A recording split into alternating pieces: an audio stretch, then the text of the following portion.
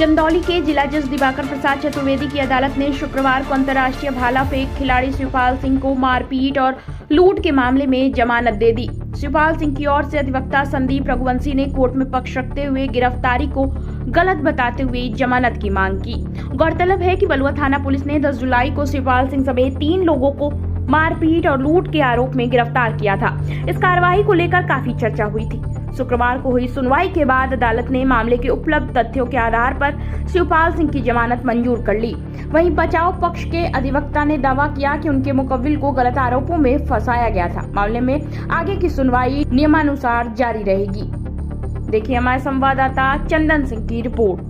वकील साहब, आज मामला है, क्या है? देखिए, सर्वप्रथम आप सभी लोगों का स्वागत करते हैं हम अपने चंदौली कचहरी में। मेरा नाम संदीप रघुवंशी है और मैं यहाँ पे प्रैक्टिस करता हूँ लगभग 10 वर्षों से। जैसा कि आप लोगों को विगत कुछ दिनों पहले से मालूम है कि एक बलुआ थाना के अंतर्गत में एक घटना घटी थी, जिसमें हमारे अंतर्राष्ट्रीय खिलाड़ी शिवपाल सिंह हिंगतर गांव के निवासी हैं, जिनको गलत तरीके से बिना नामजदगी, न उनके पास से कोई बरामदगी, फिर भी बलुआ थाना के द्वारा एक झूठे मुकदमे में अंतर्राष्ट्रीय लेवल का, जो 2020 के ओलंपिक का प्रतिनिधित्व किया था और उत्तर प्रदेश सरकार के द्वारा माननीय योगी जी के द्वारा जिनको लक्ष्मण पुरस्कार दिया गया था, उनको ज़बरदस्ती झूठे मुकदमे में जेल भेज दिया गया। उसका परिणाम ये है कि उनकी सामाजिक छवि और उनके परिवार का सामाजिक छवि बहुत ज़्यादा हुआ।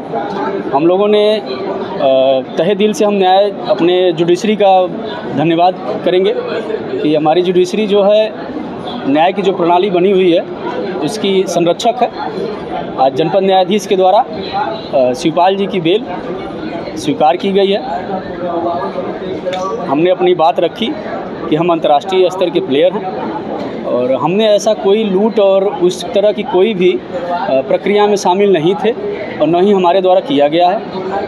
उस बातों पे जो भी विवेचना में उनके द्वारा अंकित किया गया था, उसको गौर करते हुए माननीय हमारे यहाँ न्यायालय जनपद न्यायाधीश के द्वारा हम उनका शुक्रगुजार हैं। उनके द्वारा आज जमानत प्रार्थना पत्र स्वीकार किया गया है और बहुत बहुत धन्यवाद। ये मामला किस लिए इतना बड़ा आरोप लगाया गया? एक अंतर्राष्ट्रीय खिलाड़ी के जिले का गौरव है। देखिए, तो जज साहब ने ऐसे मामले को लेकर कुछ किया प्रशासन के लिए?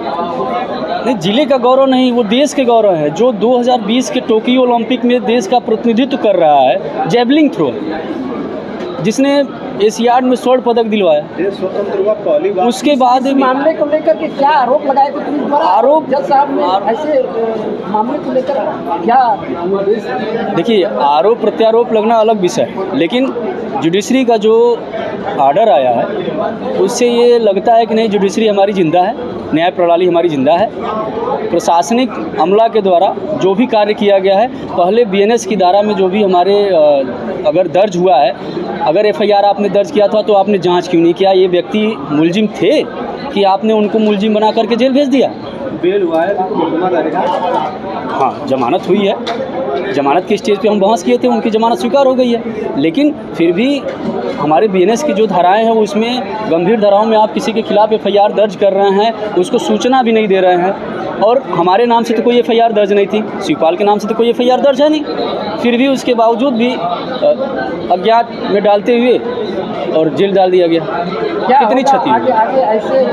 आगे के लिए हम यही कहेंगे कि जो भी प्रशासनिक अमला के जो भी अधिकारी गण हैं, हमारे एसपी महोदय, हमारे ज़िले के सीओ एसपी महोदय जी, हमारे सीओ साहब और थाना प्रभारी जो भी हैं, उन लोगों से निवेदन करेंगे बिना जांच किए किसी भी व्यक्ति के द्वारा अगर बताया जाता है कि हम अंतर्राष्ट्रीय स्तर के प्लेयर हैं या अधिकारी हैं या कुछ हैं,